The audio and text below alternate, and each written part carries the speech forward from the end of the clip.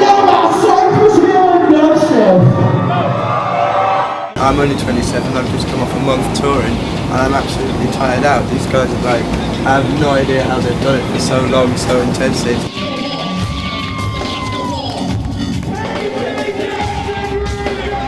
At times with artists, you know, you talk about doing shit together and rarely manifest. Yeah. You know, but we talked about it with Rusko and, you know, we did the one. We liked it so much that, you know, it triggered a, you know, inspiration to do more. And now listening to the 5 that we've done, we're like, talking about what we're going to do next.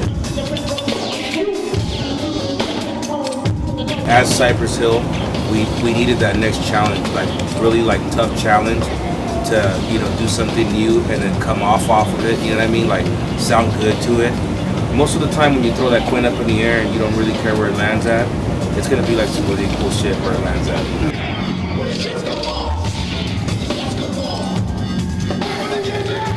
From the very first time when I first started hanging with B as teenagers, I would bug out on his knowledge of music because he was very young, but he had listened to everything across the board, and there was nothing that we couldn't play in the car that, you know, he'd be like, "Oh, dude, change out or turn it off."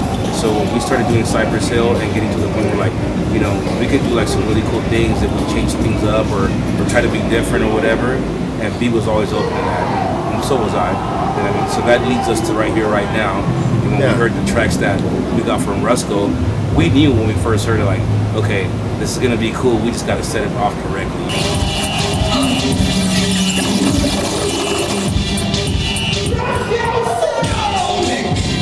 It was obviously a bit daunting going into the first session, but the first session we hung out together, we didn't really make any tracks. We were just listening to music, playing tracks, we did playing YouTube videos of dubstep tracks and just hanging out, smoking and chilling and catching the vibe. Yeah, it was really, really nice. And it was like, oh wow, kind of on a level, this is really cool. Before we even, you know, put pen to paper, so to speak, at my end or their end. So. Yeah, we hung out first, you know.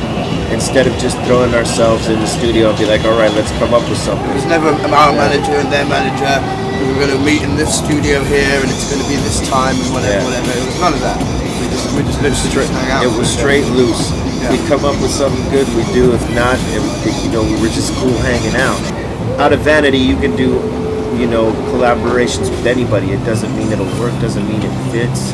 It may be a cool idea on paper, but when shit actually happens, it might sound like a fucking train wreck. You know, because we were a fan of all these different sorts of music, we're still open to new music to this day.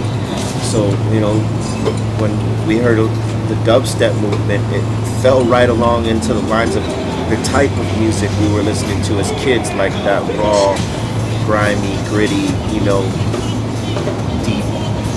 I can't, there's so many words that can describe it, but like I felt moved by it. Like I was like, man, I could definitely hear us doing this. And fortunately, we found a way of doing it. It wasn't like, it wasn't corny, contrived. Yeah. You know, it just fell together perfectly. Sure, the hip hop purists always have some negative shit to say whenever we try to experiment with different things, but for me, it's like you can love it and hate it, and I don't mind neither of them. It's where if you're in between, where you don't give a shit about it, we're like, then I know we didn't do our job. But the fact that there's people who absolutely love it, and then there's those that absolutely hate it. I love it. You do it. It's perfect. Because you need that balance. You know what I mean? Because those haters fuel you. You know, and you're making a point. You know you're making a point. You're making a point. Booyah in your face. I got this in the show, but we'll